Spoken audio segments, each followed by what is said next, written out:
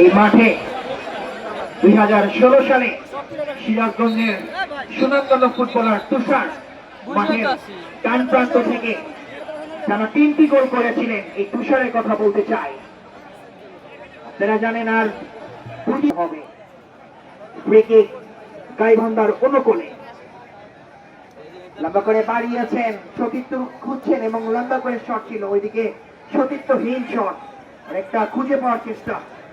শেরপুর আক্রমণের চেষ্টা মাঠের ডান প্রান্ত দিয়ে বিপদ হতে পারে, বিপজ্জনক জায়গায় রয়েছে, একজনকে কাটানোর চেষ্টা। থাকতে হবে, keep silent, referee will take the decision, no argument on the game. হ্যাঁ এই ভাই কত লোক ওটি কাল্লাই দেখো না কে আমরা জানি রেফারি আগে লোকের কি এই পুরো গাড়ি তো ব্যবস্থা এটা নিয়ন্ত্রণে গাতলি।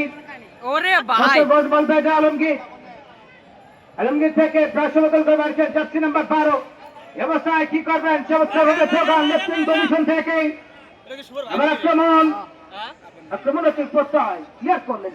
আরে আবার বল বেটা যাচ্ছে নাম্বার 2 ব্যবস্থায় ভাই আশিক কি করবেন, শেরপুর ফুটবল একাডেমি নিয়মিত খেলোয়াড়, আবার জার্সি নাম্বার 9 ব্যবস্থায় চমৎকার দাখিল, দেখতে পারলেন না।